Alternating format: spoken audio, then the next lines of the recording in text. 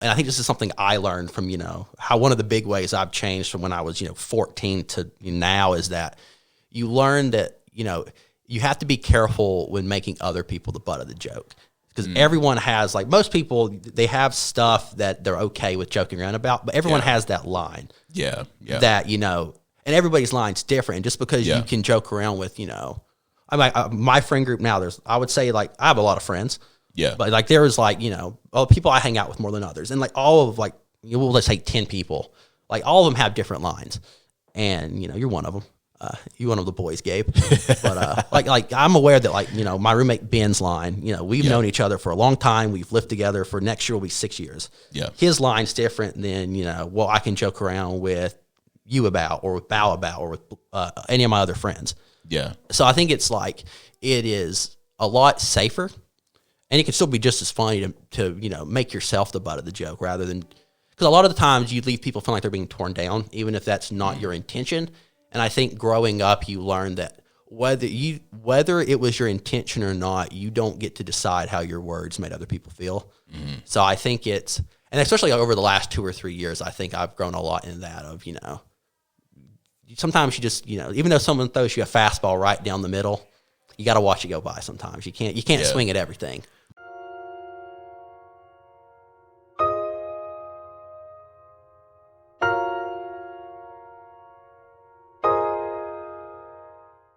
What's up, everybody? Welcome to the You Are Story podcast. I'm your host, Gabriel Hoff Jr. And, it's such a blessing. I can't stress enough how much of a blessing it is to be able to have a platform like this where I can just share the wisdom that has been poured into me by the Lord and the people that the Lord has given to me in my life. And it's just amazing to be able to just share this and to experience this new age technology and stuff like that, and this new form of media where the presence and the word of the Lord can be emphasized and shared with so many people. So for everybody that's listening, for everybody that's been supporting and liking the videos, watching them, following the Instagram, subscribing to the YouTube, everything like that, I just thank y'all all for that support. But I say this all the time. There's so many of y'all that are watching that aren't subscribed to the YouTube channel. So what are y'all doing? Why not take that extra step? Go ahead and hit that subscription button, hit the post notification bell so you can know when new episodes come out, and just roll with this, man. I feel like God is doing something special here, and I just can't wait to see where he leads it, because I plan to do this for a long time. I plan to do this for years. I'm going to be, old doing this, so I appreciate all of that. But yeah, you're listening to You Are Story, where I just have people come on and they just share their stories. And by hearing their story, it can help you with yours, which doesn't just affirm the fact that you're part of the story, but affirms the fact that you are the story. And that's what we're here to do. But I have a special guest here for y'all today. If you've been listening, if you listened to the episode I did with one of my friends, Bao, a while ago, that's the Soldier for Christ episode. We mentioned a guy's name on there. This was a guy who we're both close to, a guy who we talk to, and a guy who I've really gotten to grow closer to throughout the years, someone who I went to with in college, another M28 alumni. If you've been listening, I talk about M28 a lot. It was the Christian organization I was a part of on campus, and we're both M28 alumni, both UNCC alumni. I got my homie, my friend, Jordan Ryan. How are you doing, man? I am good. Thanks for having me. I promise I have probably a far less exciting life than Bao. Bao gets to travel, do fun stuff. I'm just living in Charlotte. It's all good, man. So I feel bad for asking you this, but is your last name pronounced Roten or Rotten? Roten. Roten. Yeah, like Rowten. Okay, but my there's bad. No W. My bad. For everybody listening, I apologize. Jordan Roten. I've been called a lot worse. It's fine. What? Oh, people I remember playing football or basketball in high school, and you'll hear Rotten just echo over the intercom system from the announcers, and it's like, that's not my name. It's like away games? Yeah. Oh, so they're just poking fun. Yeah. It's fine. Some of the stuff I've been called I can't say on a podcast. No, I feel that, man. But, I appreciate you being here. I know you're a busy man. You got a lot going on and stuff like that. So just you being here, it really is, special to me. I appreciate you being here and stuff like that. But I mentioned your name on the Bow episode, like I talked about a little bit earlier just now, and you texted me and you said that you heard it, you heard that part and you wanted to be on the podcast. So I'm curious, what made you want to be on this platform, on this podcast? That's a good question. You're my boy, so I gotta. You course, sent the invitation out in the podcast, so of course I had to accept. But you look like you and Bao had a good time, and I think it's interesting, and I like what you're doing with the podcast. Getting different people, like we talked about it beforehand. We've sat here for an hour. Yeah, we've been here for like an hour just talking. Nothing productive was talked about during that hour. We'll call it prep time of practicing. Yeah. I think like 15 minutes of it was Gabe showing me how to get the mic set up close enough to my face, so y'all could hear what I was saying. But yeah, you guys had a fun time, so I figured, why not come on, have a good time myself. Yeah, and it really is a good time. I think one of my goals here is to make this as comfortable as possible, to make it as natural and as authentic as possible.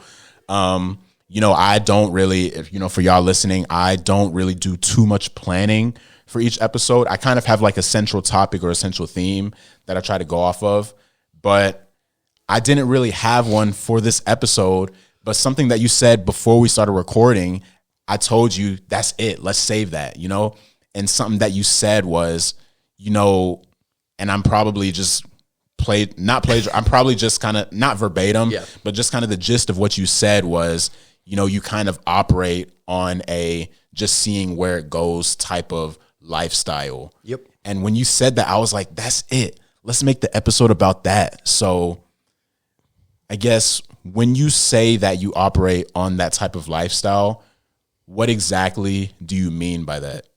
I would say that I don't plan much of anything. I think, a lot of times if you have the tendency to overplan, you can take a lot of the joy out of life away. And it's, I just don't see the joy of the appeal of having every, second of your life planned out. Some people have 5-10 year plans. No, that just doesn't seem fun to me. I think there's probably a good middle ground to be found, because I'm probably way too far over here of not planning out anything. It is incredibly rare that I have anything, 8 hours ahead of me planned out. Like it's operate most exclusively, all my plans are the last minute kind of thing. Yeah. So it can be probably pretty frustrating to make plans with me because of that, but I'm pretty open for most things most of the time. So I think that's a good trait to have. Yeah. And I agree in some aspects. Obviously planning is good. But at the same, excuse me, man. I tasted I ate some rice this morning. I tasted the rice in rice that. For breakfast. That is bold. What'd you have with it? Some chicken. That's a solid for breakfast, though. Some African things, my brother. But but yeah, I lost my train of thought. I forgot what I was saying. We were talking about the kind of not planning things. Not exactly. Yeah. I apologize. We've been here for a long time. Yeah, we've been here for a while. Our brains are kind of like all over the place right now. But yeah, I think planning does definitely have its place, and it's always good to plan because it can help you be structured. It can help you know exactly what you're doing at a certain time. But at the same time, I do think that too much planning, like you were saying, can take the joy out of life. Let's say that you planned your whole week down to the T and something comes up, but it doesn't fall in line with the plan that you've already set. There's a chance you could miss out on that and that experience that you could have had because you were so dialed into the plan that you set. And also, the Bible tells us, a man's heart plans his course, but the Lord establishes his steps. Mm-hmm. I think it's healthy to sometimes just listen to God and just try and hear what he is trying to tell you to do. I remember there was one of Paul's missions. He was going from like country to country, and God was sort of like blocking his way from going to those countries. Mm-hmm. But then I don't know if he had planned too much, but I would assume he was just had a desire to spread the gospel. So there wasn't too much direction in that. I could be wrong, but let's just say he didn't have like too much of a plan or direction. He was just listening to the voice of God, And so I think sometimes if we plan too much, we can miss out on what God is trying to guide us or lead us to, because our plan is so ingrained in our head. Oh, yeah. That God's voice just kind of takes a backseat to what we want to do. So that's awesome, man. I kind of operate in that way a little bit too. I do plan though. I do plan a good bit. Because it's in a lot of my life, it's necessary. But for you, I guess, is that something that you kind of grew into, or was it one of those things where you used to plan a lot, but it wasn't really working out too much, and so you just kind of went into that mode? Like, how did that come about in your life? Oh, I've never planned. Okay. I do not like structure at all. I kind of like to just be able to operate freely amongst a space. Yeah, and I think that was one of the hardest things to adjust to about graduating college and getting a job, was like, oh, this is rather unfortunate. Like 40 hours of my week is pretty, laid out where I have to do and what I have to be doing. Mm-hmm. So, or where I have to be and what I have to be doing. And so that was quite the adjustment. I didn't like it very much. So I think I've, a year into being, we'll call it an adult.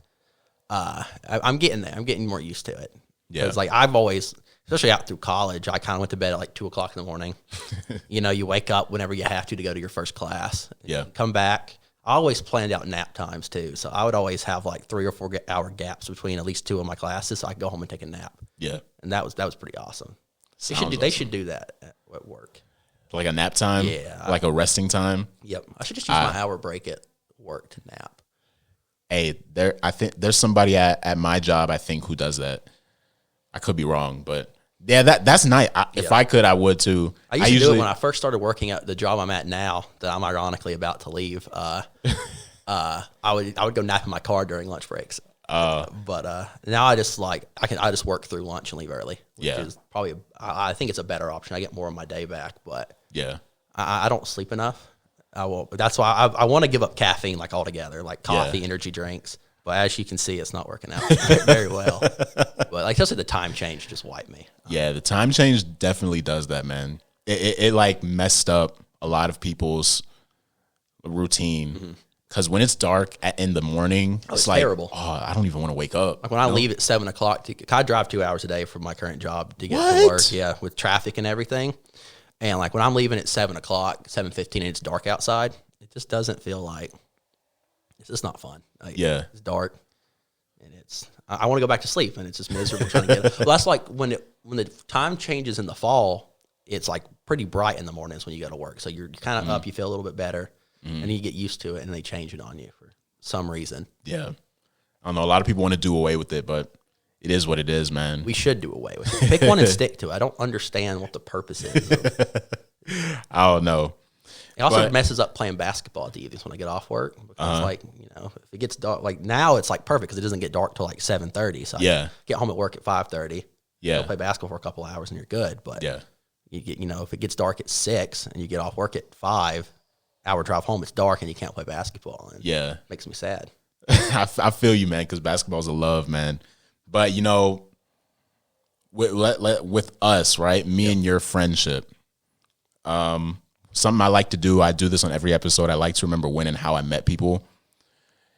And the reason I do that is because I like to see how far the friendship or brotherhood or sisterhood or anything like that, just that the relationship has come. Mm-hmm. And so it's funny because when I first saw you isn't necessarily when I met you. I'm trying to think. Do you remember? I remember Anthem, our sophomore year, distinctly. Did we meet before that? We didn't meet, but we saw each other. Yeah, and so we both did intramural flag football. You're right. Our freshman year. Not freshman year, sophomore year. Sophomore year. Okay, yes. Sophomore year, I think. Yes. Okay, yeah. I wasn't in M28 my freshman year. Oh, okay. So yeah, sophomore year, but we weren't on the same team. You weren't on the M28 team? Did you not do flag football the year before? I did do flag football my freshman year, but not on the M28 team. That's what I'm talking about. Okay, you're right. Yes. So if y'all remember the guy I had on here, my friend, one of my closest friends, Adam. I had him on here a few weeks ago. Adam didn't go to UNCC, but he would come to the games because I was on I was on Jacob's team. I also had Jacob on here. Guy. Yeah, Yes. and I remember because I remember seeing you, and you stayed in Hawthorne freshman year, right? Yes. So I saw you a good bit that year, but we actually never met. Yes. But when I really kind of saw you was at flag football because our teams played against each other. And Adam was always on the sideline, like yelling out plays, screaming, using certain words and stuff. I think he was around sophomore year too when we were on the same team on the M28 team. Yeah, he came and he came to a few games. Yeah, and but yeah, and I remember because I remember seeing your face, and then fast forward to when you join M28. That's when we really kind of like start. Growing our friendship and stuff like that. And I remember we were talking about the flag football, and you were saying how you remember seeing a guy that was just going crazy on the sidelines, jumping up and down, yelling and stuff like that. And I was like, oh yeah, I remember you now. I don't know if you remember me, but you remember Adam. Yeah. And so that was kind of like when we first kind of, I guess, saw each other, but we didn't really like become like real close friends till M28, and then specifically Anthem at M28. I have vivid memories of that anthem of Pfeiffer, a guy we knew in M28. Yeah, because you was it you and him or you and the other Gabe played a lot of basketball that week. Me and the other Gabe. And I don't think you won a game. I did not. No. And Pfeiffer was just letting you have it all week about it. And it was just like unrelenting. Like Gabe said a word, Pfeiffer was right there to remind you that you got beat. Yeah. And Gabe Potter's really good at basketball. He goes and plays with us when we go play. Oh, really? Outside, and he's insane. Yeah, he's very shifty. He's really good. Yeah. And keep in mind, I consider myself a good basketball player, but Gabe beat me. I'll give him that. So Gabe is on a different level. He's really good. He is very good. But I remember Anthem. I'm really bad at remembering when I meet people. My roommate, I remember meeting him because it was such an awkward interaction. So we met at the admitted students day. My roommate, Ben, we've lived together since we were freshmen in college, and we still are roommates now. Yeah. But I just remember like us introducing ourselves to each other and then just kind of awkwardly like going our separate ways. It's like, hey, my name's Jordan, my name's Ben, and then like kind of awkwardly just kind of fading in the distance from each other. Yeah. And other than that, like, so many people I'm friends with now, I could not tell you like the exact moment in time when I could tell you like the moment we became friends. Yeah. But not really the moment. Like, oh, I remember like meeting you at this moment. And like Zach is a friend of ours. We became like, I would say like friends when he went to go watch the Demon Slayer movie with me and Ben. Yeah. So I remember moments like that and the exact moments of when I meet people. And because I know a lot of people, especially at M28, you see a lot of people. So you kind of like, oh, I know the face, but as far as knowing the person, it's a little harder to pinpoint that exact moment. Yeah. That anthem was wild. Yeah. We were talking but we don't have to go into detail about that, but we were talking about that beforehand, and that was a wild anthem to say the least. Yeah, I think there's a lot of like moments that happen at Anthem that is just ingrained in your mind forever, in your memory bank forever. But another reason like I like to remember when and how I met people is because I usually meet people where they're at. Obviously, you meet people where they're at, like their characteristics, who they are. You meet them at that moment. And a lot of the people that I have met, while I was older, not some of the people I met as a kid, but when I met people as they were older, they've kind of, who they are to this day is the same person that I met, if that makes sense. They're obviously, people grow and stuff, and you've grown a lot as well, but you're still the charismatic, funny Jordan that I met. I consider myself a goofy giraffe is how I would express myself as a person. He is tall. This dude is like 6'3", 6'4". When we first met, I was 6'3", but I was like 170 pounds. So wow. I was all limbs. Like I had no meat on my bones at all. So I filled out a little bit since then. But yeah, so that's who you were when I met you. but there's still so much about like, you know, how you came to be, like how you became the person that you are, that I still am curious to know more about. So I guess, who was Jordan Roten growing up, and who is Jordan Roten now? So I'd say growing up, I would say the kind of the goofiness I've always had. I think it's just part of the I guess the body build of being incredibly lanky, and you know, especially like in high school, like I was 6'3", but there were times I weighed like 160 pounds. Like I was all limbs. I think it just kind of comes with the territory of being lanky. You're just goofy. Like you're always knocking stuff over. You're always. But back then, like I would say that I was far more sarcastic and smart mouthed, and I would say I'm a lot more mellow than I was back then. I think I was always like, you know, now I can appreciate like the little things, but like back when I was younger, I was very charismatic and out there. But I also like, I don't think I appreciated little things a lot. And I think you kind of get in, especially when you're a teenager and, you know, like maybe middle school teenager, but you kind of get caught up in the wrong thing. Not wrong things, but like you worry about, you care about the wrong things. Is what I'm trying to say. Like the priorities you have are kind of like not that important. And I think like when you're in that moment, you're like, oh, like this is life or death. And then you look back and it's like, oh, this wasn't important at all. Like it's high school. At the end of the day, it's like, very rarely will anything you do in high school define who you are the rest of your life. Yeah. If you're like, I'm assumingly speaking that. I guess it's certain things, of course, there's extremes that'll change that. But I think, I grew up in a really small town as well. So that's a big reason why I came to Charlotte. Is like I grew up in this really small mountain town. Where was that? Allegheny. Allegheny? Where? What? It's like an hour north of Boone, North Carolina. Oh. So I grew up in this like really small town. Allegheny. It's hillbilly mountains. That's why I sound the way I do. And see, I think my accent has slightly dulled a little bit since being in Charlotte, or I've just came used to it. So I know when I watch this back, I'm going to hear myself and be like, wow, man, I sound very country. But there's nothing wrong with that, man. So yeah, I grew up in, a small town. My graduating class of high school was 80 people. Wow. It took 45 minutes. To graduate, like our whole graduation ceremony was 45 minutes. It was wonderful. But like in a small town, like it's just, you kind of can get trapped in a bubble, and you kind of just, it was like, oh, like, a lot of people kind of think that, oh, like the whole world is this little bubble. And, I kind of just like, Charlotte was the only school like I legitimately applied to.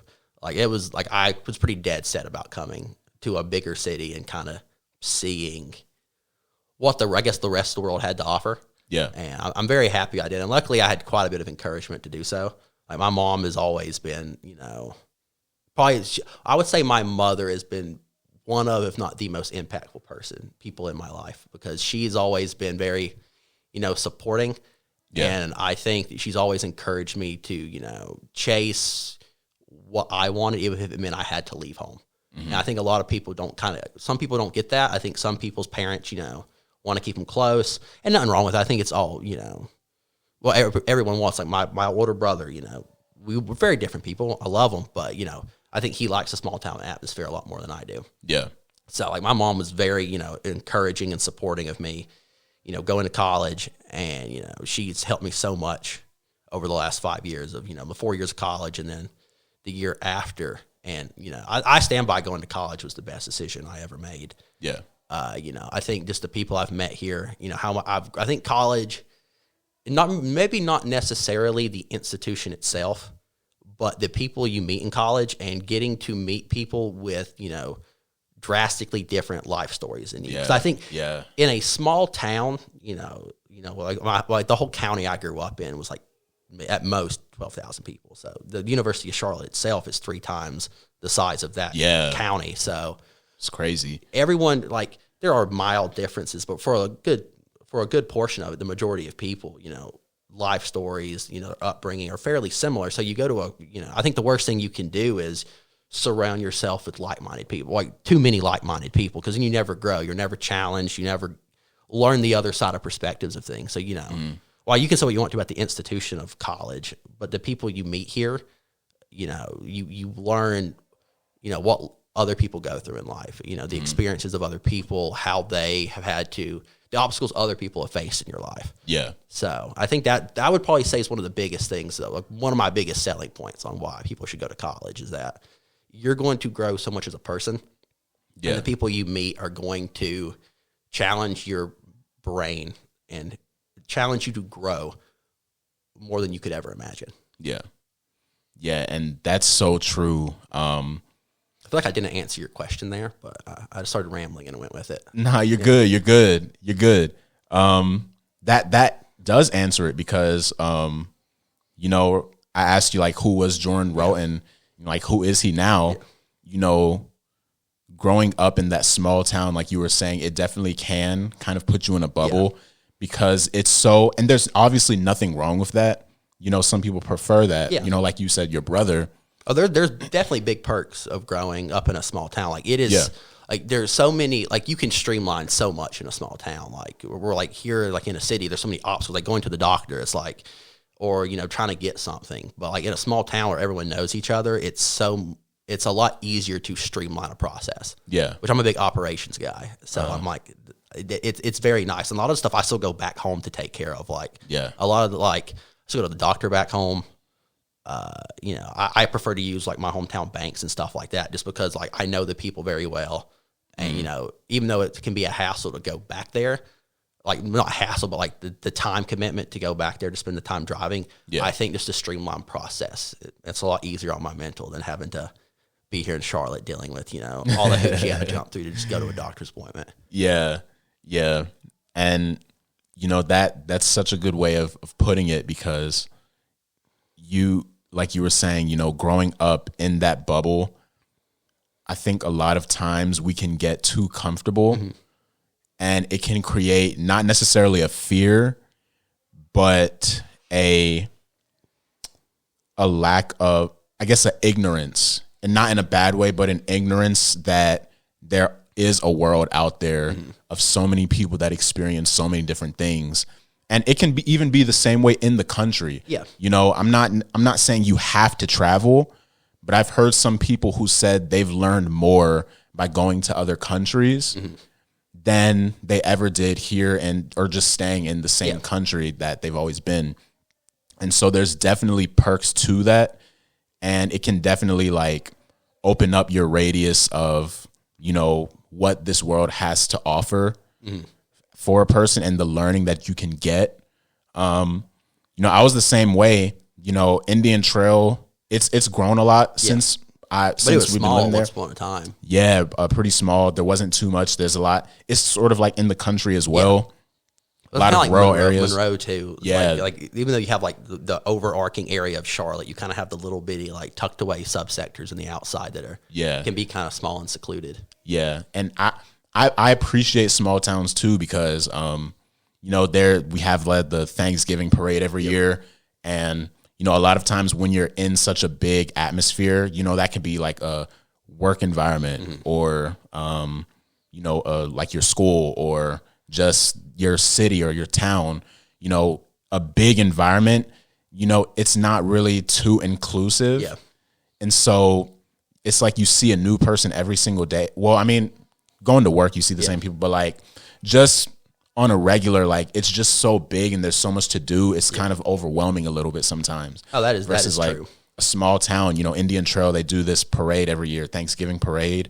And even like sometimes the people that are running for mayor or positions in the politics and stuff, they ride through on the cars and stuff like that. And, I probably should look more into politics. I'm not really too into it. Oh, I'm not a politics guy. Yeah, same here. But just being able to like see the people that are running and kind of feel that connection with them in that moment, I think that's awesome with small towns.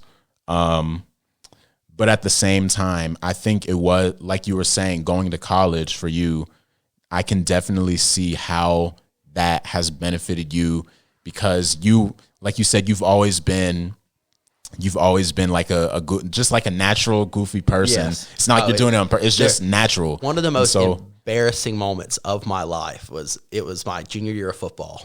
and we're doing a film study of our previous game, and I was the quarterback, and I'm in the pocket. I trip over my own feet trying to step up and run, and the coach just pauses and stares at me, and everyone just turns and looks at me, and I'm like, I can't help it, guys. I'm just goofy. Like, yeah, it's part of the charm, I guess. But yeah, just by you going to college and just kind of like sharing that with so many people, like just it. I tell this to a lot of people, but there's some certain people who are able to brighten your day just by seeing them. Oh, yeah. Like just by knowing that they're a happy person, or just by seeing them walk in the room. Yeah. You know, whenever I came into M28, you would always be one of the first people who would come up to me and be like, hey, what's up, Gabe? Give me a hug and stuff, say I love you, bro, and stuff like that. Like that's a good feeling. It's like Chick-fil-A, like how they say my pleasure. It makes you feel good, you know? And so, yeah, you going to college and you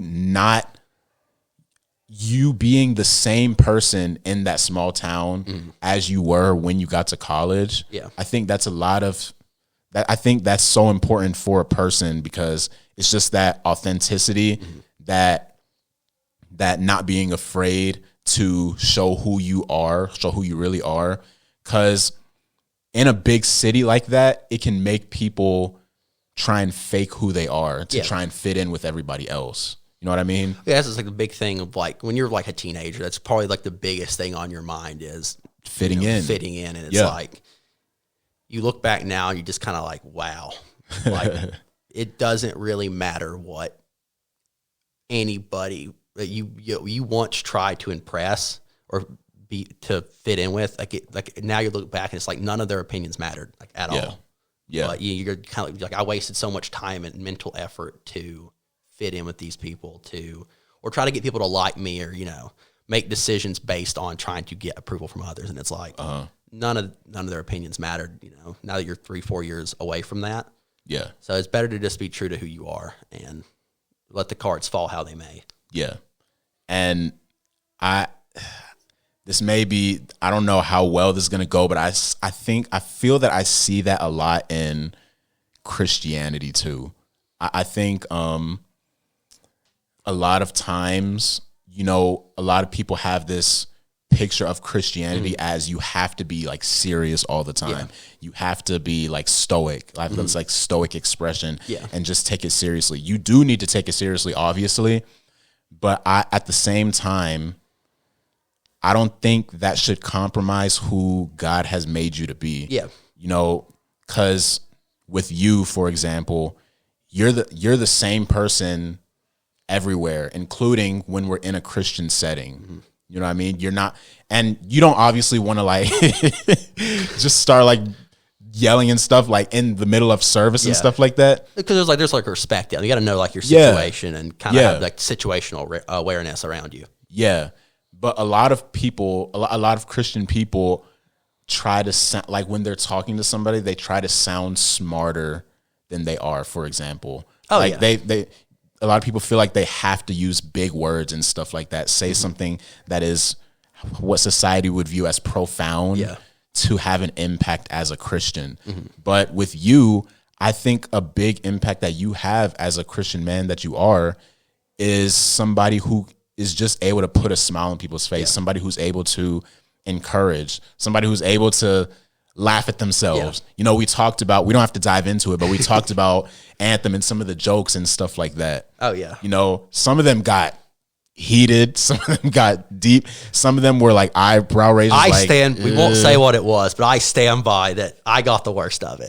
I don't think there was a competition that I got the worst of it. Yeah, he got it. I got roasted. Yeah, he got it bad.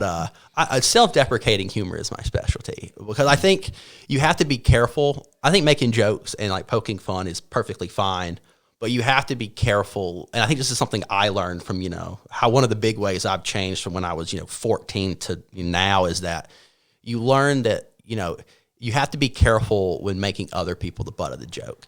Because everyone has, like, most people, they have stuff that they're okay with joking around about, but everyone has that line. Yeah. That, and everybody's line's different. And just because you can joke around with, my friend group now, I would say, like, I have a lot of friends.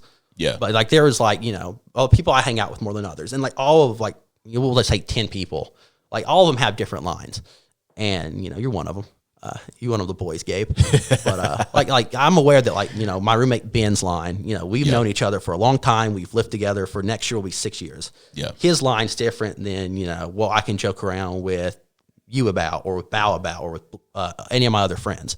Yeah. So I think it's like it is a lot safer, and it can still be just as funny to make yourself the butt of the joke rather than because a lot of the times you leave people feeling like they're being torn down, even if that's not your intention.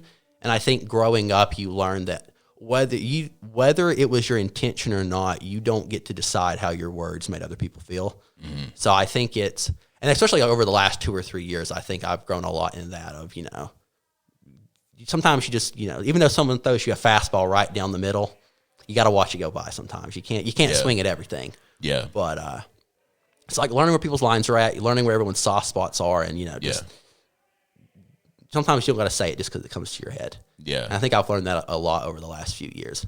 Yeah, I agree. You obviously don't want to be. You don't want to be someone who has a reputation of being taken advantage of. Yeah. In terms of like, for me to feel good, I know that this person isn't going to feel some type of way or at least I'm not going to see them feel some type of way when I constantly keep on pestering them and making jokes about them and stuff like that. Yeah. But I do think that it is healthy and it is important to have that line. Yeah. To where, you don't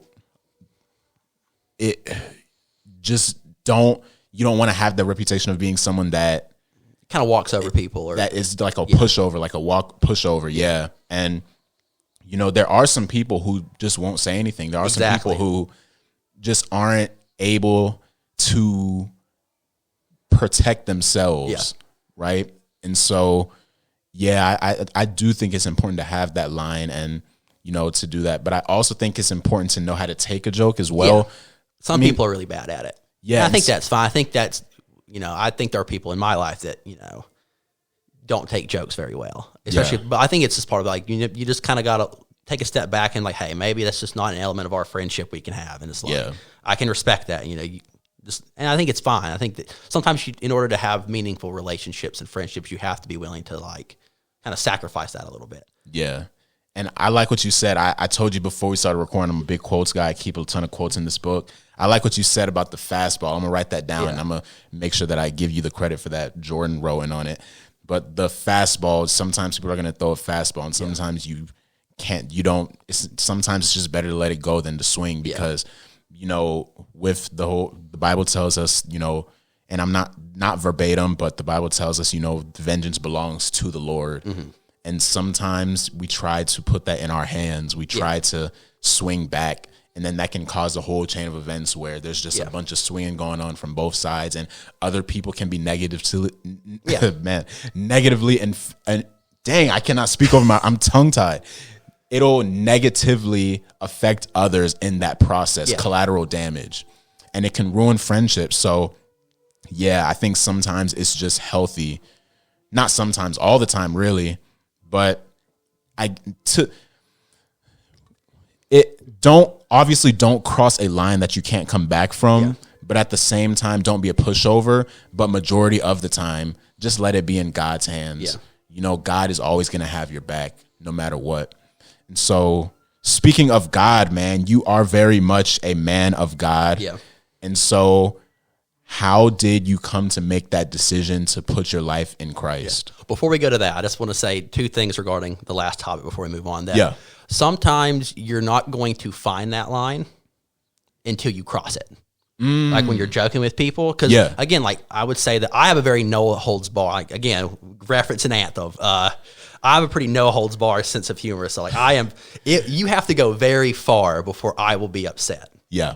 I think you can back that up. Yeah. Not everyone's like that. So you might make something that, is what you think is a level 5 joke. It's kind of fine, but for them it could be a 9 or a 10. And I think I've always tried to, tell my friends or anyone who's close to me in life that, like someone tried to open the door. But if I ever say something, like, be like the level of transparency and honesty. Like, hey, like if I say something that you think was too far or that you wouldn't want to be the topic of a joke again, just tell me. Like, I can respect that. And if you tell me not to, I won't joke about it anymore. Yeah. And I think having that level of transparency is important.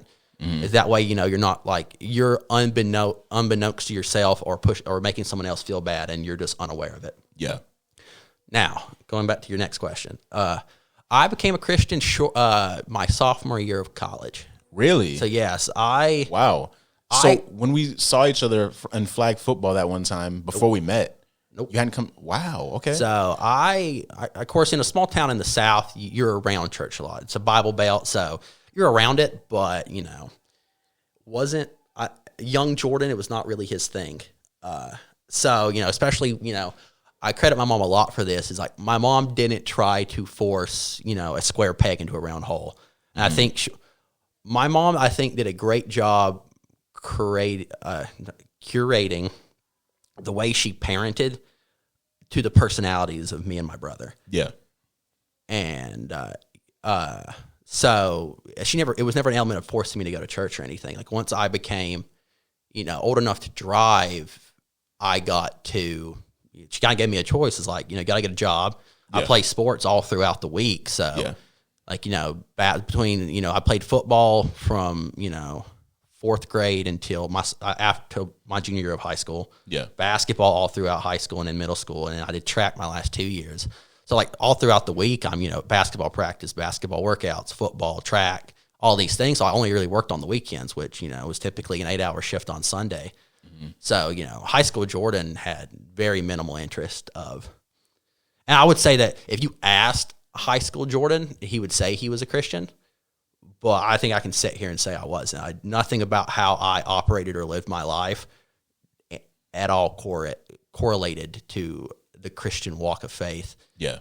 And even going into my freshman year, I think when I kind of, went to college and, Ben went to church, and then we lived with an RA named Isaac, and he wasn't part of M28, but he was part of a different campus org. Yeah.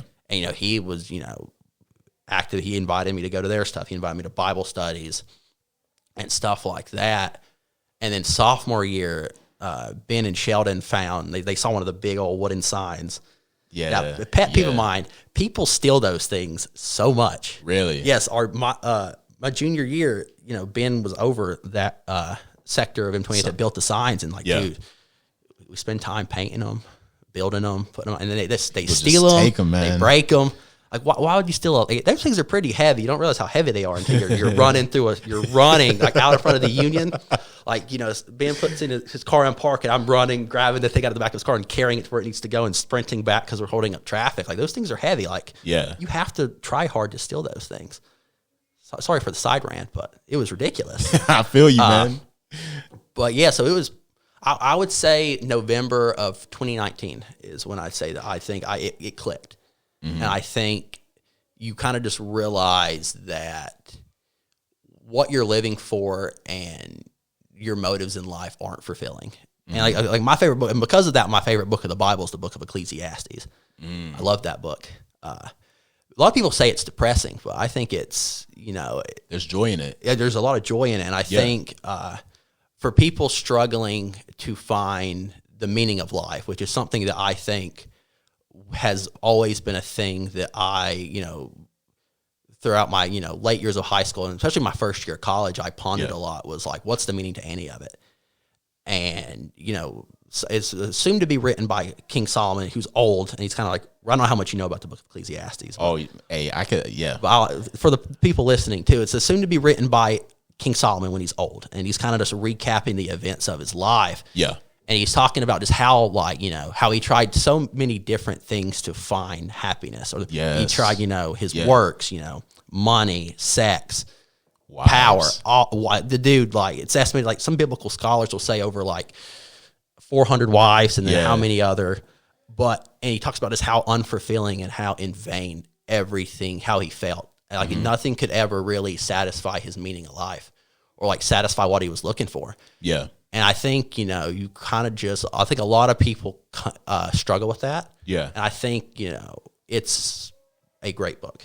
Mm-hmm. I would highly recommend reading it to anybody, because I think I like reflective writing a lot. I think there's a lot of honesty in it. Like a book I'm reading right now is called, It's a Pain Observed, or I think it's a Pain Observed. But it's written by C.S. Lewis, and it's like a series of journal entries he wrote after his wife died. Wow. And it's just like him, and like he'll write his initial, and then like the second journal entry is going back after reading the first one and reflecting on it. Yeah. And I think I like the honesty in reflective writing. So I think that like you kind of just realize that in that November, 2019, that I just realized that like what I was trying to live for was unsatisfying, and that there's a better pathway, and that like nothing really on this earth that, we're told to, especially as, the age we are now as people in our mid to young 20 or young to mid 20s, is that, none of the stuff they tell you to care about is going to bring satisfaction. And like we're meant for something greater than this life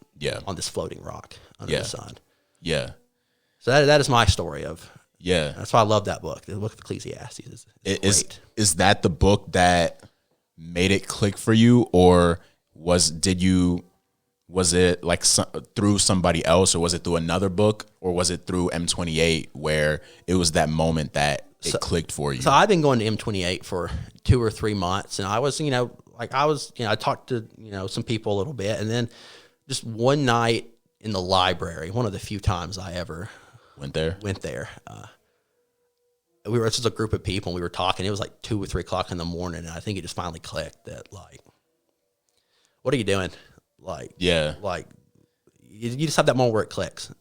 Some people have these, like they have like these really big moments where it clicks, but then I think some people just have like it just clicks in your mind, and I think both are great, and I don't think you have to have this, really big. I'm trying to think of the right way to put it. This cinematic moment to feel it. I think you can have this, like, I think a lot of people, even though like it's like you were saying, like it's profound and it's like very popular in our culture to say like, oh, I had this very profound cinematic moment of coming to Christ. But I think for a lot of people, it's just this like realization of what you're doing isn't working, and you just have that click, that like click of reality. And I think that does not mean your salvation's any less than someone who, had this big cinematic moment. Yeah. So I think it was just like, it just clicked. And I kind of have this moment of realization that, what am I doing? Yeah. And like, why does all this stuff I care about, why do I keep trying to find satisfaction in it if it doesn't work? Yeah. So. Yeah. And like, it's awesome. Like, bro, cause with the book of Ecclesiastes, I think the biggest, like the mic drop moment in that is when the assumed author Solomon says everything is futile, like everything is futile. I think if I'm remembering correctly, it's been a couple months since I've read the book, but I believe at one point he just straight up says he hates his life. I think, if I'm remembering correctly, I could be wrong, but I think at one point, if he doesn't say it as bluntly as that, he definitely hints at it. But back to what you were saying, I didn't mean to cut you off. No, you're good. Yeah, it's like the mic drop moment is that when he says everything is futile, and I think that's such a breaking point for somebody who's a Christian, because it's like you were saying, it's that realization that none of the, although not saying that some of this stuff isn't important, but I don't know if Jesus says this directly, but something that you can kind of infer, like from what he says in I forget which book, but obviously one of the Gospels, he alludes to us kind of counting the cost before we come into Christianity, before we come to follow him. That story where Jesus tells the man to sell everything he owns and then you follow me and stuff. You have to be willing. Not saying you have to just go and throw everything away, but you have to be willing to lose everything for the Lord. That's how important it is. Look at Job. Job had his faith, and he stumbled a little bit, obviously, but his wife and stuff like that with that whole situation.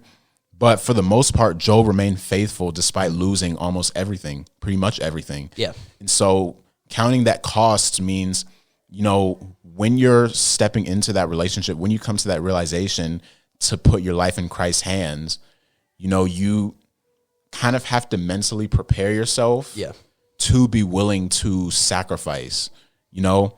And so that sacrifice, like you were saying, that's so important. And then, you know, to your other point where you were saying it doesn't have to be this profound thing.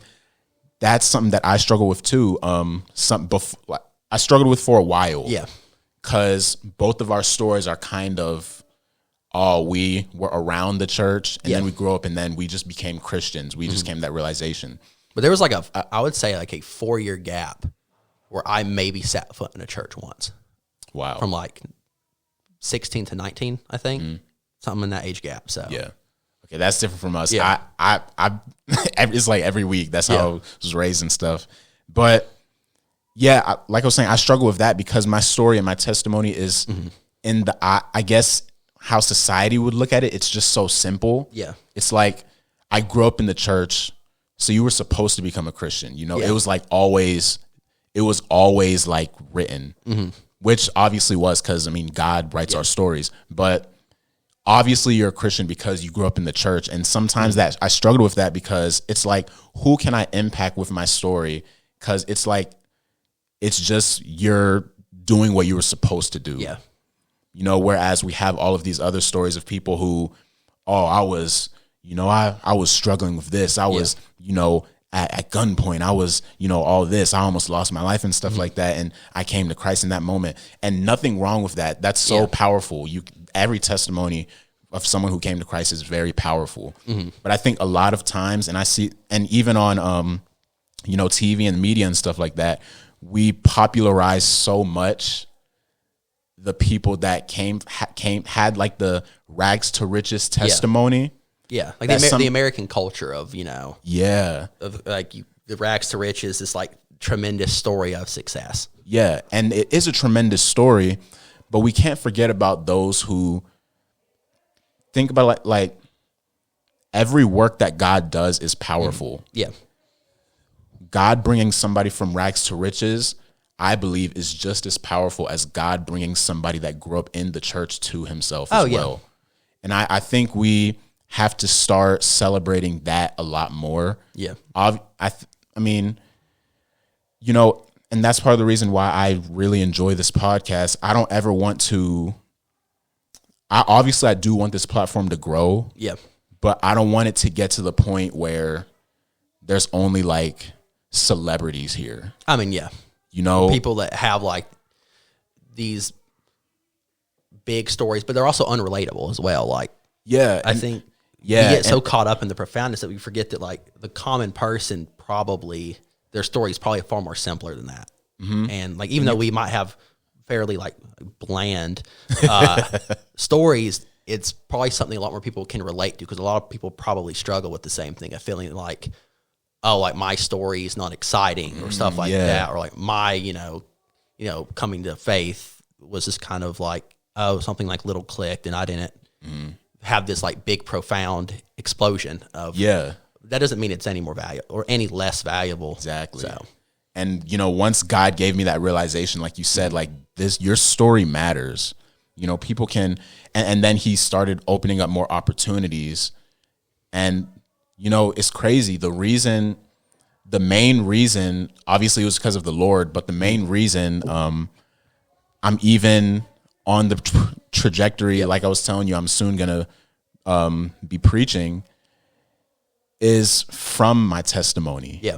You know, I shared it in church one time, and then the opportunity was brought to me to do the MC, to welcome the church. And that led to now all of this stuff and preaching and stuff like that. And it led to me launching thereclassified.com. Make sure you go check it out. Make sure you subscribe to it. Make sure you go listen and read some of the blogs I have on there. It's very encouraging blogs. It's very encouraging. I work hard on it, and I started it. You know, y'all know the story. If you've been listening, you know the story of The Reclassified. So go check out thereclassified.com. Shameless plug. What a plug. I just learned about it today. I've known the guy for 3 years and he's never mentioned it to me. So yeah.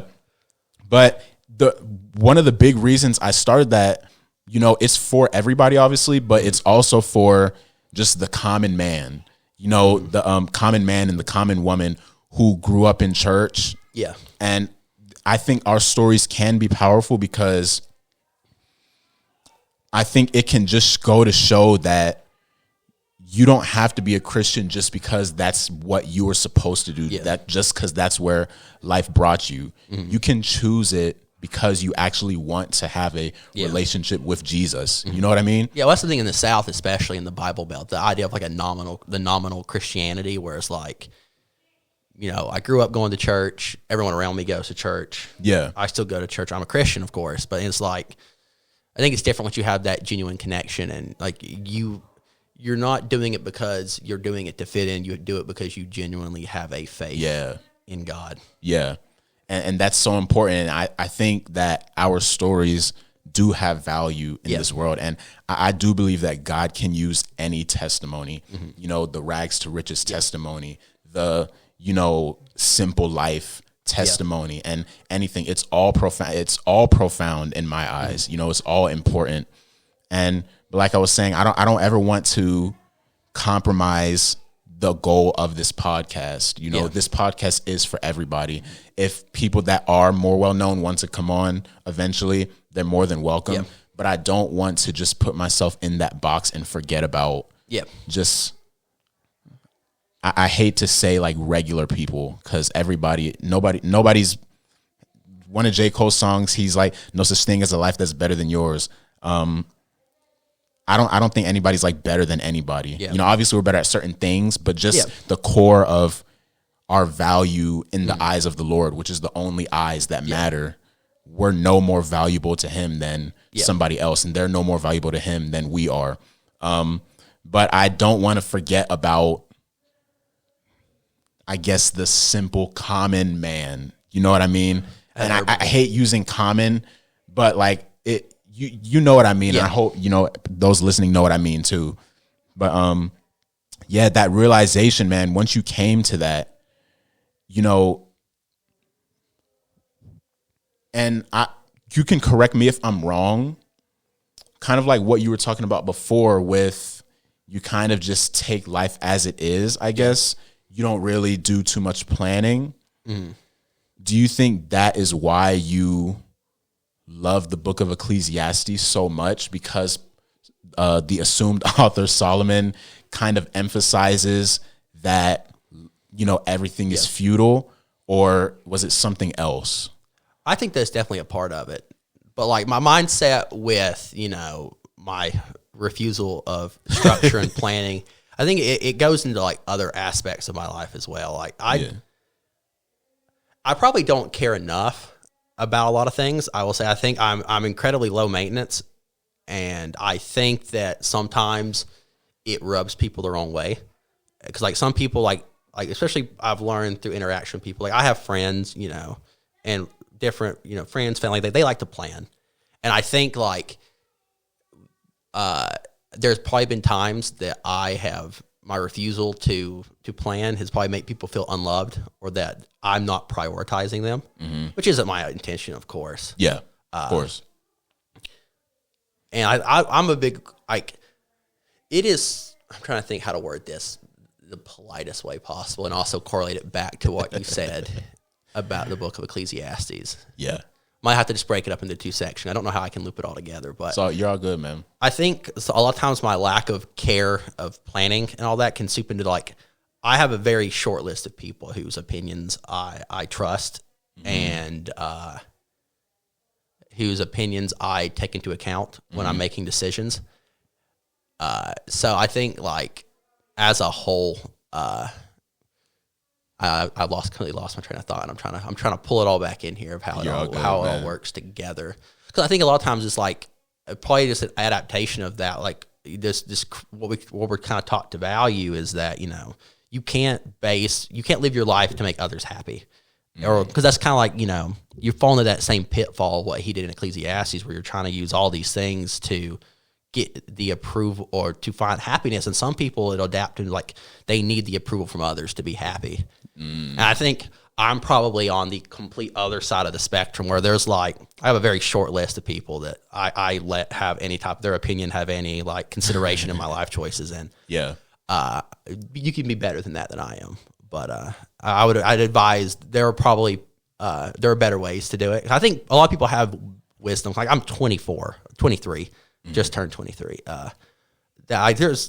I probably should do better about seeking more counsel from others, but I also try to be very careful not to slip into that of trying to live my life, like trying to find my source of happiness and meaning in the approval of others. Yeah. So I think all of it kind of roots around that. That's probably why I do like the book of Ecclesiastes so much, is because I try to be very careful of, I did loop it all back together. That's what's up. I try to be very careful of what I let be the center and the meaning of my life. So I think there are some people that would say that I should definitely work on it. And but yeah, I think I'm very protective over that, of what I try to find the meaning of life in. Yeah. And to me, we're kind of told, especially our age, where we're in our, early to mid 20s, is, so where you you build that foundation, you work a lot, you save a lot, but to me, it's just all that, is that stuff important, or is it a means to an end? You can have as much money in the world. You can, work, you can work 90 hours a week making, over $1 million a year, but what good is it if you're by yourself? And it's I think so many times we view stuff as what we should, instead of viewing it as a means to an end, we view it what life should be about. And it's to me, it's I'd rather, I have a little chart. It's the amount of hours or the amount of money I can make with the amount of hours I have to work. Yeah. Where does those two lines meet? And that is, because I think you can, it's very, especially if you like what you do. Yeah. Which, I work in energy, and I think energy is a very fascinating field. But if you're not careful, that'll especially if you like what you do, that can manifest in a way that takes over your life, and you neglect other facets of it. Yeah. Whether that be, your relationship with God, friends, family, once you have your wife, kids. So I think, I try to spend my free time, pouring into those around me. Yeah. Whether it be friends, family, and, stuff like that. Try to find don't let, these stuff that are means to an end dictate how I live my life. But instead, use those to achieve what I think should be the epicenter of life. Yeah. So, and the first episode I did, I had my, the lead pastor of this church, I had him on here, and then I also heard this other pastor. He does this other podcast. His name's Tim Ross, and something that they both kind of said when I heard what they said, it was they tried to be careful not to fall in love with the title of pastor. Yeah, because you could be, and there's obviously, being a pastor is one of the biggest blessings, as long as you're not false preaching, but it, at the same time, you don't want to fall too in love with that, because God is very much capable of telling you, okay, now I need you to go here. Yeah. I mentioned it on last week's episode, Abraham, he was chilling in his hometown, then God says, go to this land, go to Canaan, right? I believe it was Canaan. Y'all can correct me if I'm wrong, but I believe it was Canaan.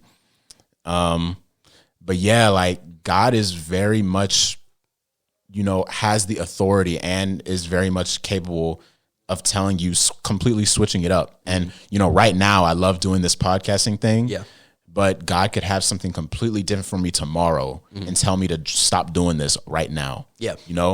And so, yeah, I think that is important, not to fall too in love with certain titles and even certain gifts that God has given you. Because if you fall too in love with that gift, you could be missing out on an even greater gift that God may have stored deep inside of you. Yeah. You know what I mean? I'm trying to think of what I was about to say. I forgot. But yeah, I agree with that, man. And you can really get stuck if you just try and have your whole life planned out, and you're so drilled into that nothing else really matters. It's like it's what they say nowadays. What do they say? What are some sayings that people say nowadays? Oh, it's about the money, or get your bag.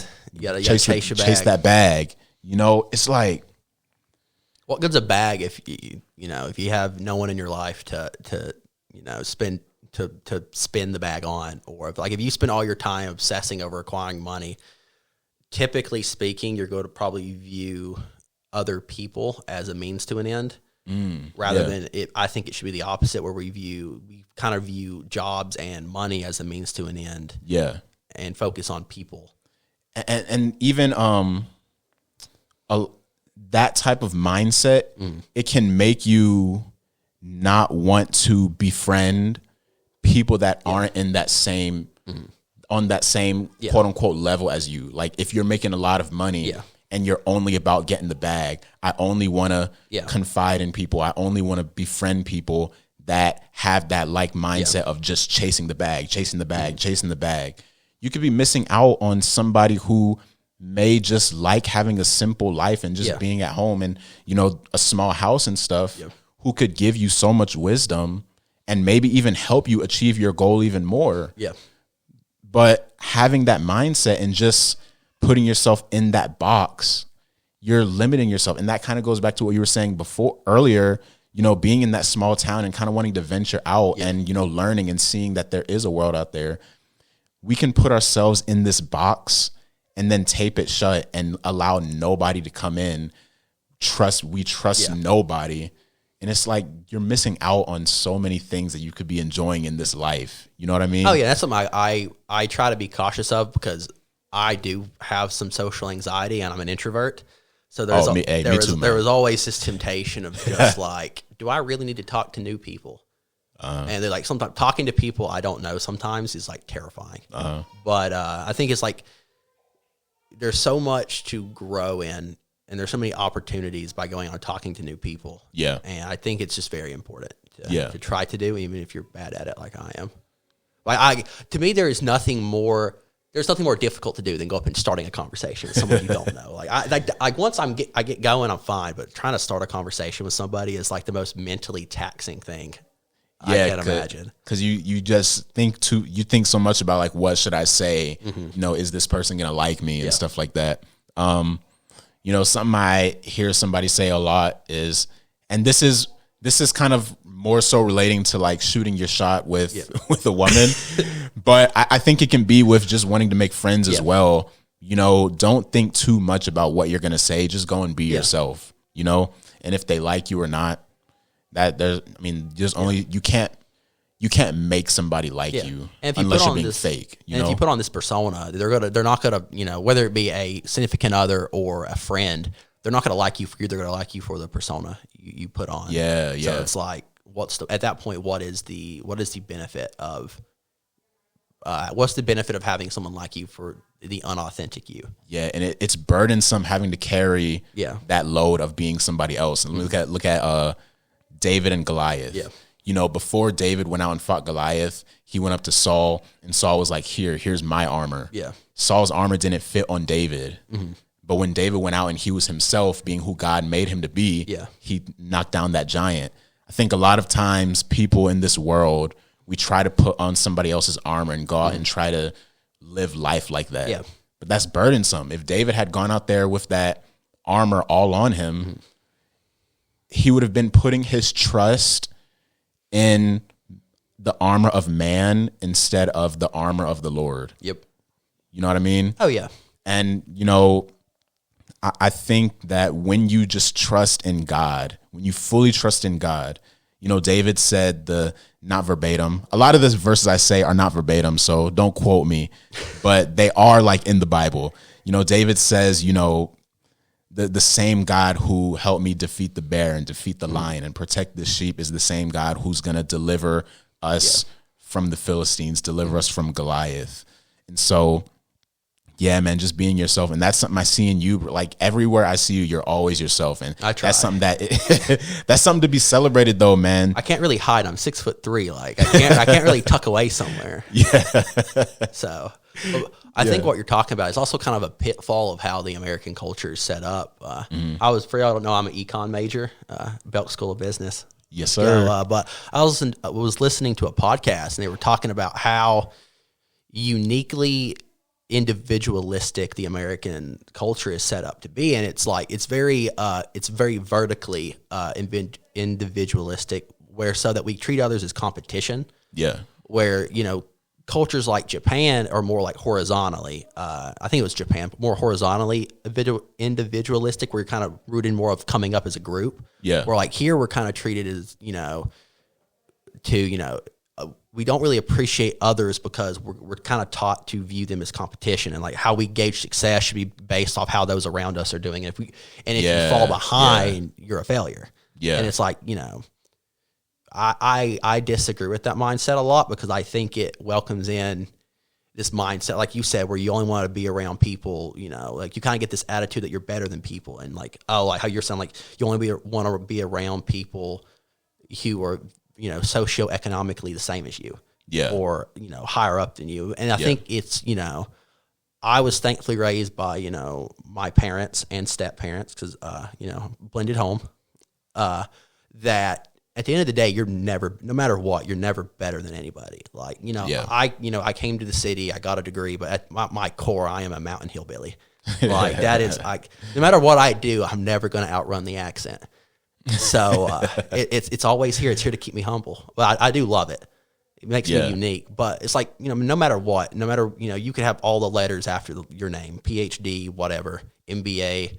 But like at the end of the day, you're a person. Like you cut yourself, we all bleed red. Yeah. It doesn't matter, like we're all the same. Yeah. Like honestly, the world's not going to start turning for any of us when we die. So why do we get so arrogant to think we're better than somebody? Yeah. So I think the benefit of kind of the small town upbringing is, at least in my case, I was lucky enough to have parents that installed humility. Yeah. And just kind of being aware that, and one of the biggest things I am most grateful for is that this mindset that, going back to my mom, because I think she best exhibits this and is kind of like how I want to be, is that, she was always big on the mindset that, even your worst day, someone else would kill for. Like there's someone out there who always, no matter how bad you think your situation is that, someone's out there they've got a worse hand dealt to them. Yeah. And that, she's always been really good at finding the best in everything. Even situations that were, quite sucky, she always found the positives for. And I think that is why I want to be, is that, I want to have that mindset where like, just because you get a bad hand dealt, it's part of life. Like, there's someone out there that would, they would trade their best day to have your worst day. Yeah. So I think having that, being humble and appreciative of, like we're all people. Like, what's the point of thinking you're better than somebody? Like, like I'm from a family of, on my dad's side, they're just mountain hunters. They like to hunt. They're outdoorsmen. Yeah. And it's like, we're all just people. Some people like to, live in concrete jungles, and some people like to live in the woods, and it's fine. Like do what makes you happy in life. Don't let I think that's the danger, is like I have a little brother, and one thing, like if there's one thing I could really pass on to him is like, don't try. You're not going to find happiness in life doing what others approve of. Like, what do you want to do? If you want to live a humble little life in the mountains, and that's fine. Like that, there's nothing wrong with that, and no one should take value away from you for doing that. Yeah. If you want to, come to, go to a city, go to a university. He's very smart for a 10-year-old. I think the sky's the limit. I hope he, shoots for big things. That's my personal opinion. But like, do what makes you happy in life. No one has any right to tell you what you should or shouldn't be doing. Especially once you're like our age, it's like, I think when you're young and you're like, under 18, parents do have that, like they have that ability to kind of point you in a direction and ultimately tell you where you can and can't go. But once you're 18, you kind of have that ability to restrict who you let to have say so in your life. And kind of like I have a short list of people whose opinions I trust. Yeah, and I think there are people that have earned the right in my mind to have a say so. People whose like wisdom I trust. But be happy. Like you only get one life, and it's like you don't want to be there at 40 years old thinking, "Oh, I've lived this whole life, and what do I have to show for it? I made every decision based off of trying to hunt for someone's approval. Yeah. So they think I'm a successful person. Yeah. So Yeah. Although I do agree, just to push back on that just a little bit. Okay. I do think it is healthy to seek wise counsel. Oh, I agree. Because even though you are at the age where you can make decisions for yourself now, one, you still have that, authority in the Lord, which you understand, of course. And then also, something that my friend Dalton said on the episode that he was on, he was saying that your parents are coming, and good parents, there are some bad parents out there. Luckily, I had great parents. Yeah. I will never argue that I did not. I had great parents. But yeah, your parents do, tell you things from a perspective that you haven't necessarily experienced yet. So it is healthy to at least consider. Yeah. But yeah, I do agree. Like I do think that sometimes if it's like you have to grow up at some point. Yeah. You can obviously learn from anybody, but at the same time, I think if you're constantly having to go to somebody to help you make a decision, it's like eventually you have to accept accountability and make your own decisions. Yeah. And I think back to what I was saying about that list is like, my parents are on the list, but I think it's like, it's the people that you've deemed have been influential in a positive aspect in your life to deserve that. So whether it be a pastor, friends, family, whoever's on that list, I think that, it's people that, whose counsel you trust and if you believe have had a positive impact on your life, they've earned the right to give you that counsel. Yeah. Not just, anybody who wants to give you their opinion. Yeah. But, what were we talking? Well, I feel like there was a question in there on what you said, and no. That's the root of the episode, man. Just going wherever we go, fine. Man. But I that's one of the big things I think that we just get too caught up in our society is viewing. Back to what I said about the level of like the competition thing is just like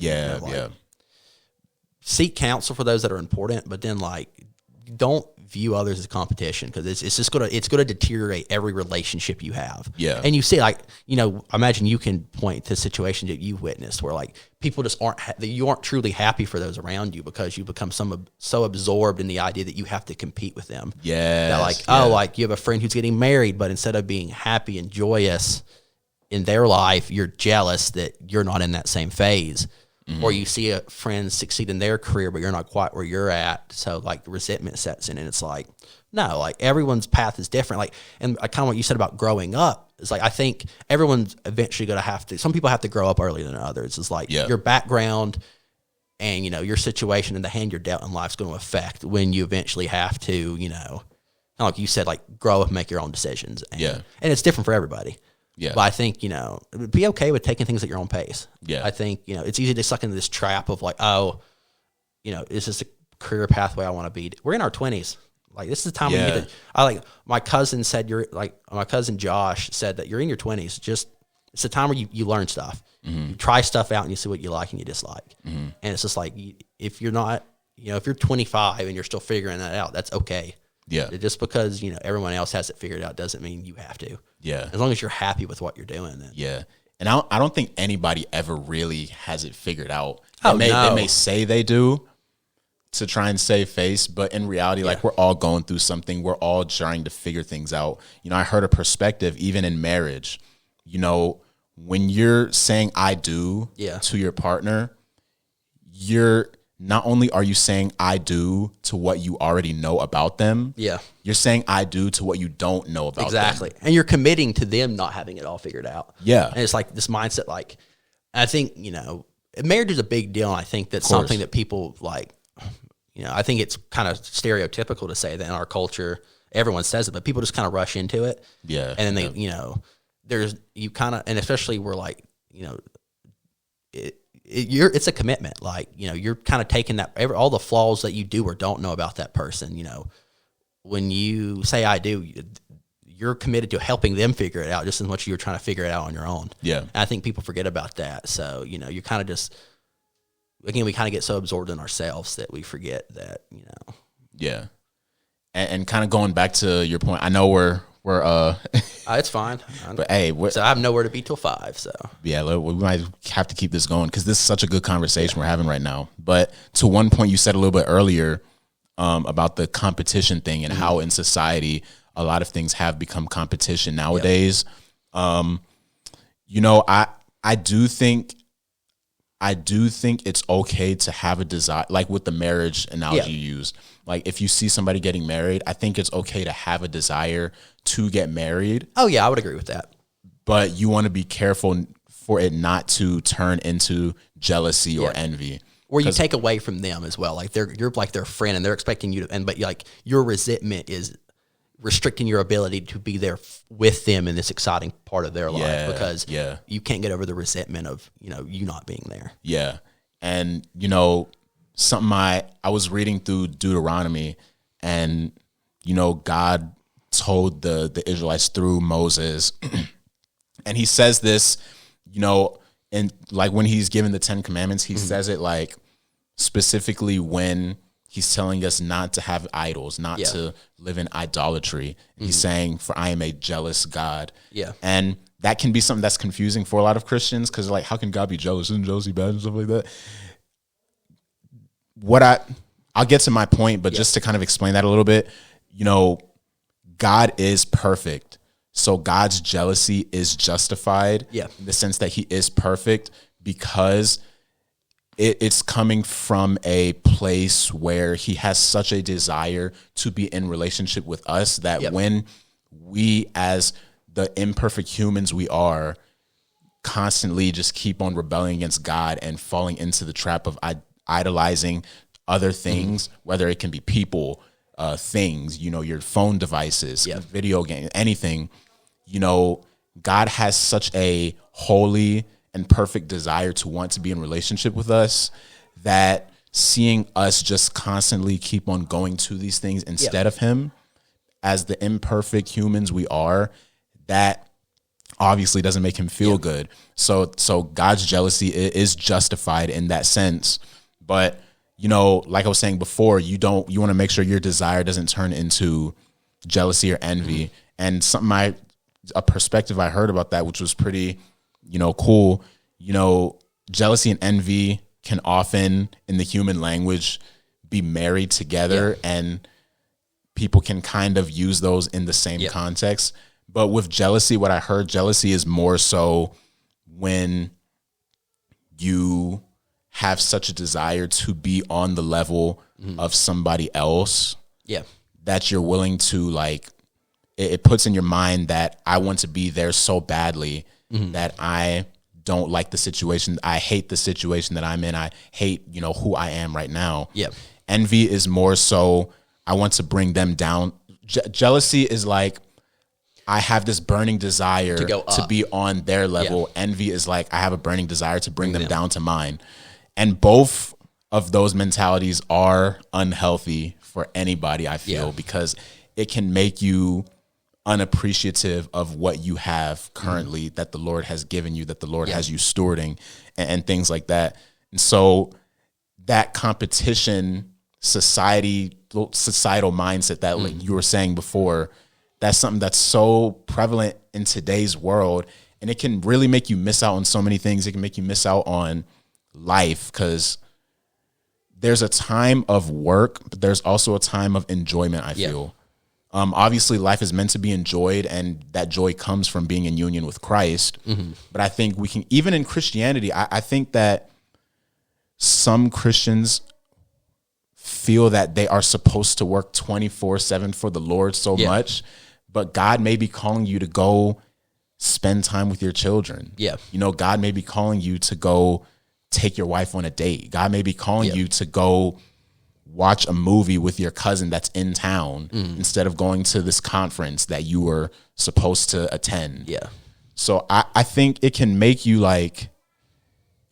miss out on so much trying to be in competition with everybody. So definitely. It's crazy that you were saying, it's like, bro, this conversation's dope, bro. I've had a blast. Like I said, I got nowhere to be till 5 and it's 1:30. We got plenty of time. I don't know I don't know what if you have plans today, but I'm good. I'm good. But you mentioned having like kids and a wife, and I think it's a little side tangent to what we're on. I think people we get so caught up on having like the idea of a family is kind of like this American kind of like the American dream of you work hard but you have a wife, and I think people kind of fail to realize how important and how much of a responsibility it is. Especially as a father, you kind of set that expectation of how your kids expect to be treated by other men.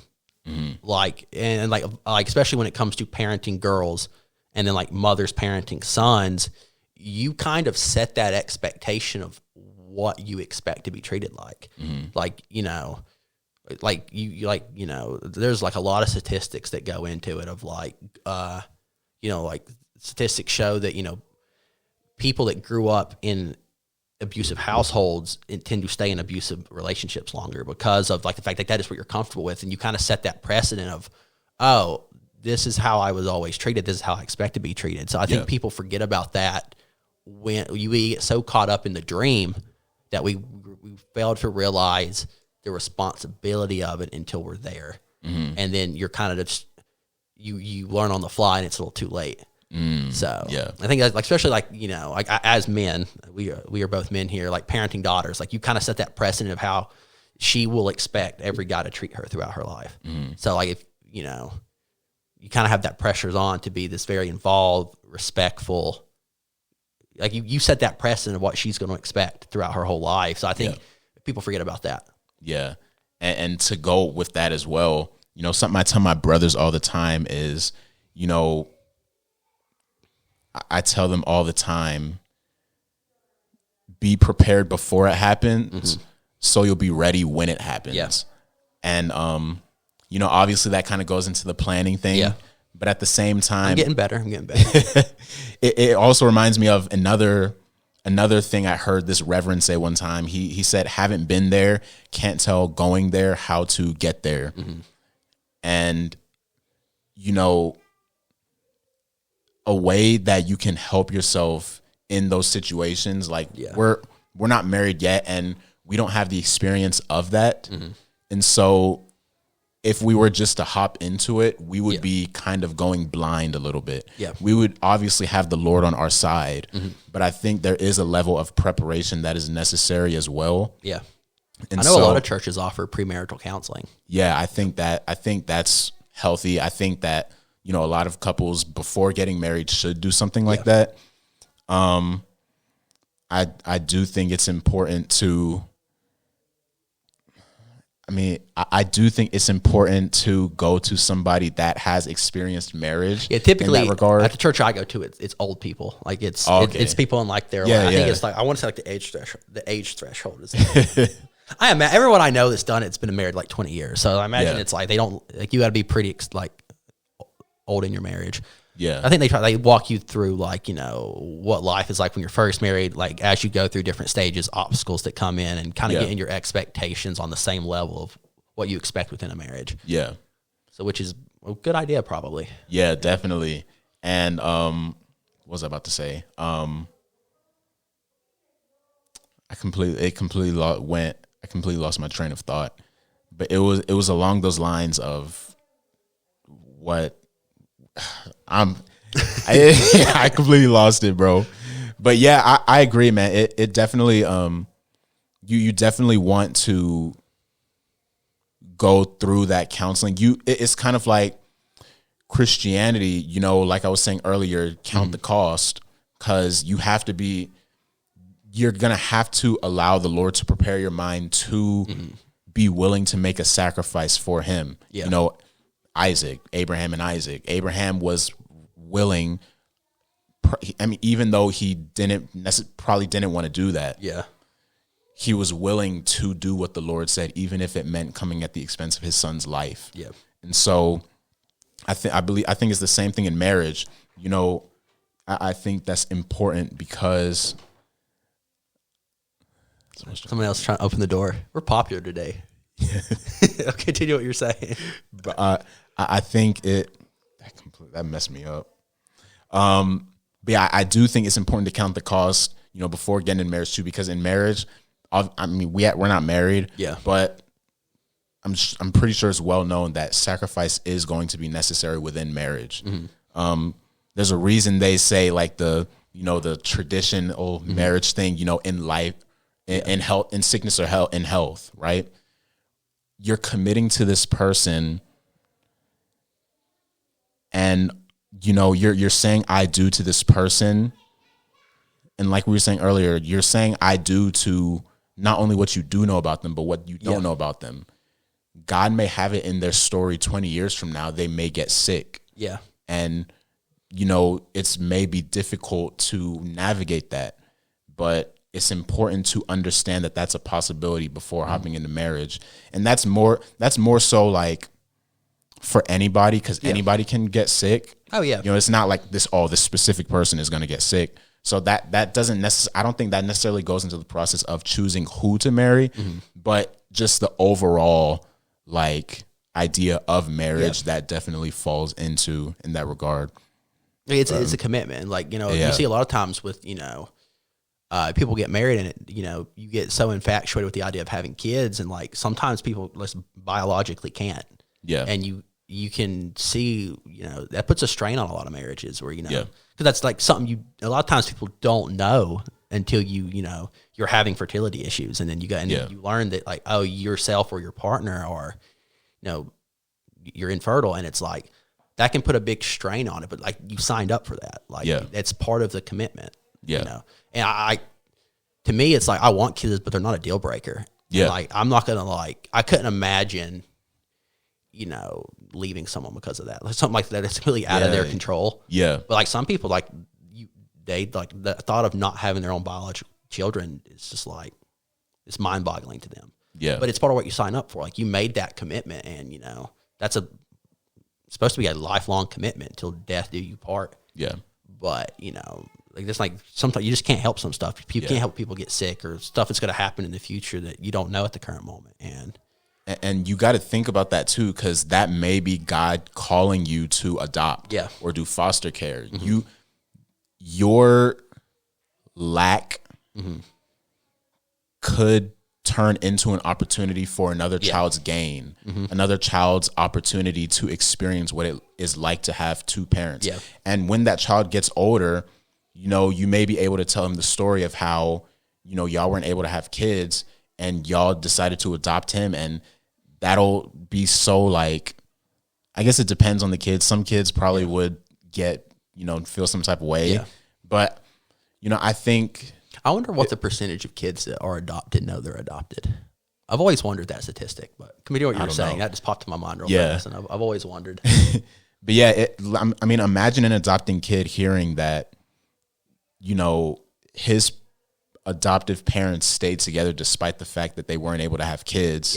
Yep. That could make them, see marriage in a different light than if they were, staying where they were before they were adopted, and just kind of being in like a system or, stuff like that. So, I think, kind of looking at those situations like that, but obviously pray about it. Of course, maybe God just has called the relationship to be just y'all too, Yeah. That's so something to work out in the moment. Yeah. But, it's not a reason to leave.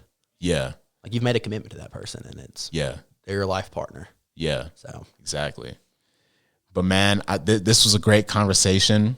We touched on one thing: love languages. We were talking about it before we started. Yes. And our hour of lead up time, you told me to hush on it. So I feel like let's do it. This will be our ending discussion before we end. Let's do it, because we were talking beforehand. I think the marriage and kids thing is a perfect segue into it. That I think you have to be careful. I think our culture very much, we hear love languages all the time.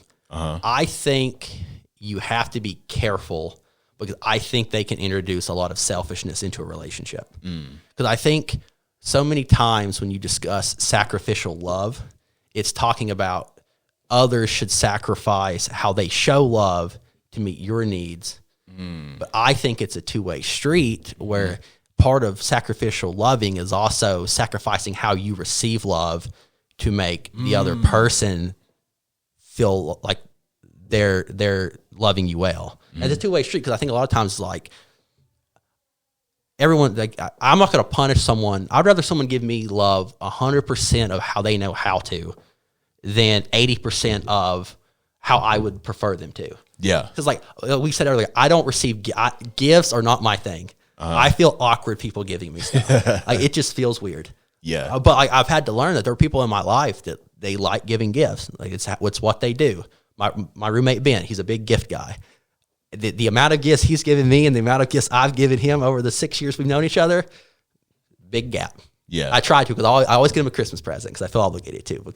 But that's how he shows love, and I'm not going to like reject the gifts, because that's that's rude. Yeah. And it's also like you got to get him stuff once in a while, because that's how he receives and gives love. Yeah. And it's a two-way street. Like, if some people just get so caught up in, like, oh, someone has to show me love how I want to. You forget that it's a two-way street of you have to sacrifice to make them feel loved as well. Yeah. So, and that's dope that you say that, because I think that relates so much to even like Christianity. oh yeah.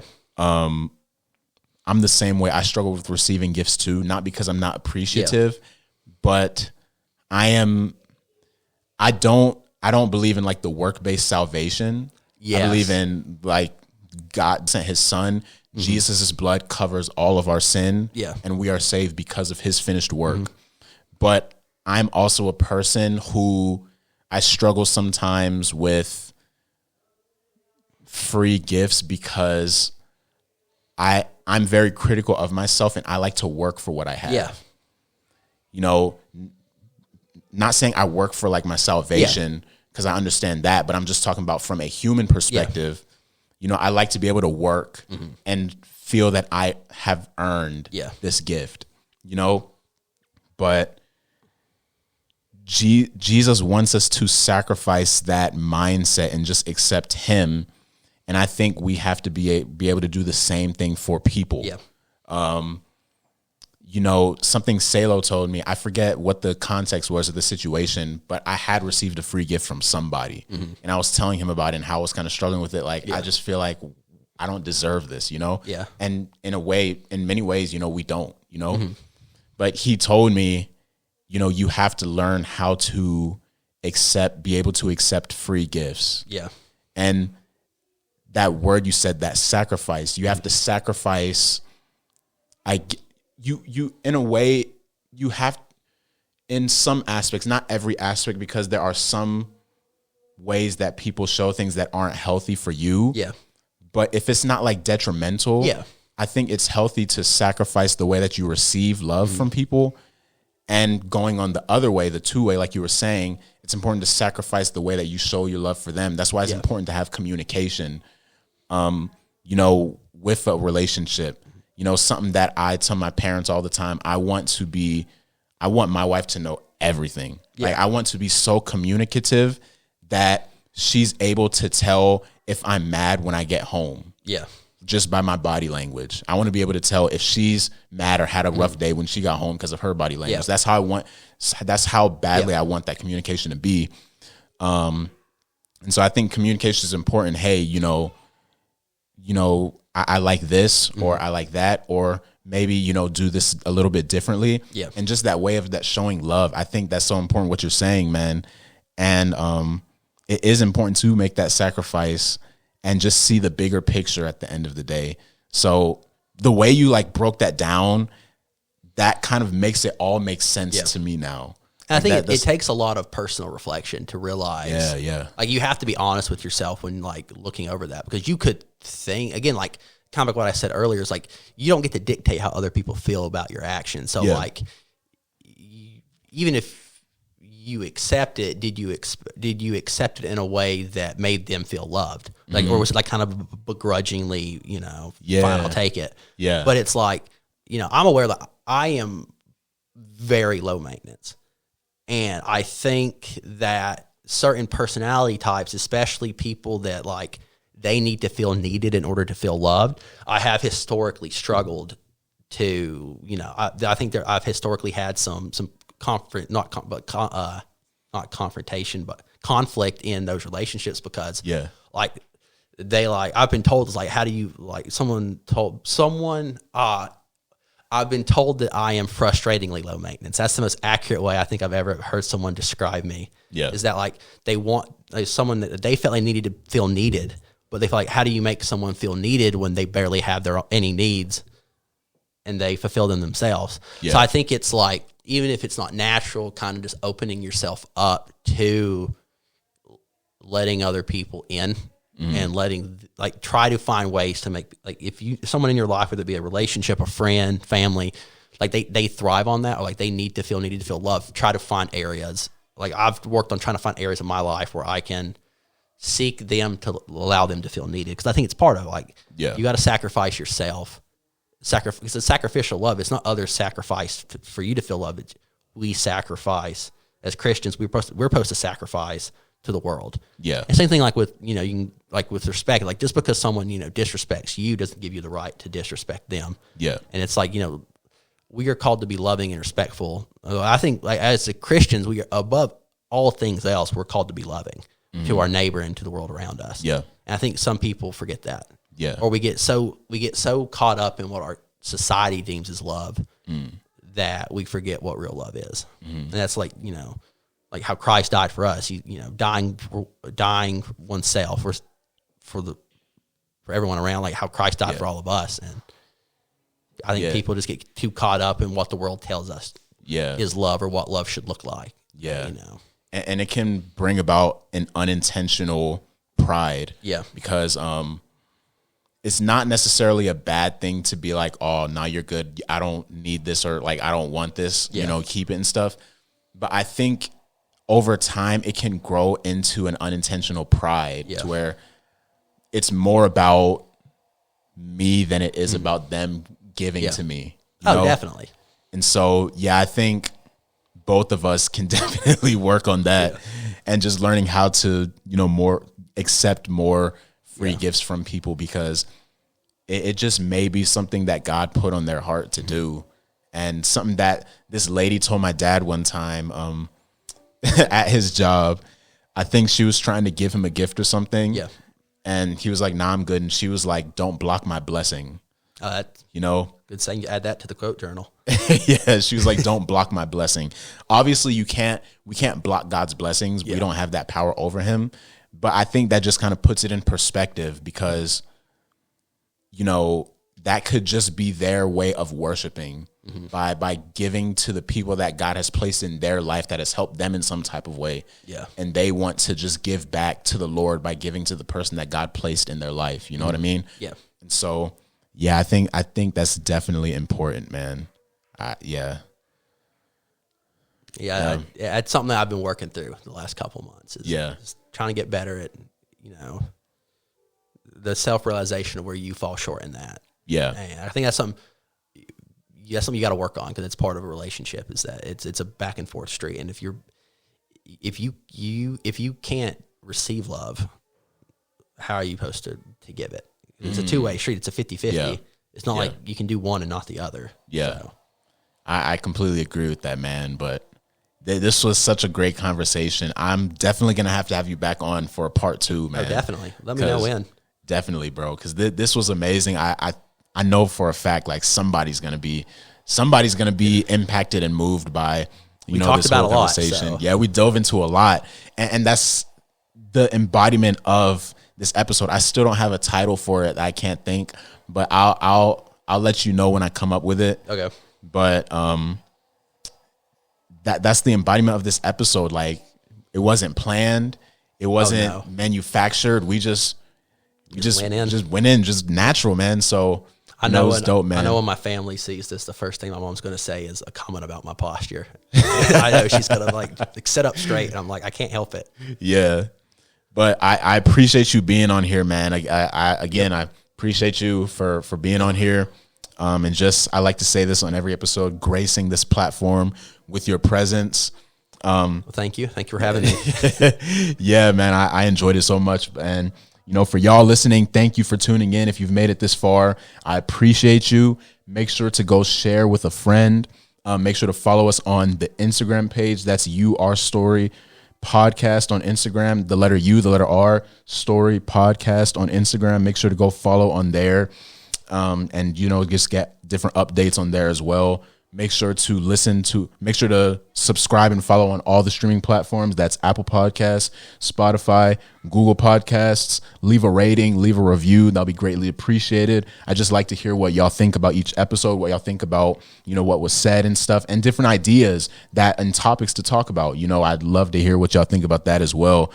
Also, make sure to go subscribe to the YouTube channel. That's the letter U, the letter R, and then Story on YouTube. Make sure to go subscribe, hit the notification bell so you can be updated with every new episode that comes out, and just rolling with me. You know, I feel like God is doing something special here, and I feel like he's going to continue to allow this to have some type of impact in your life, and you can take something away from each episode. So again, I appreciate you for listening. Make sure if you want all of those links, it's in the Instagram page. I have a link on there, a link tree on the Instagram bio. You can go check out and follow all the links on there to all of the streaming platforms and other information. Make sure to go read and subscribe to thereclassified.com. But yeah, once again, thank you all for listening. Thank you, my man Jordan, for being here again. Definitely going to bring you back on sometime in the future, man. But again, appreciate you, and we will see y'all next time. Peace.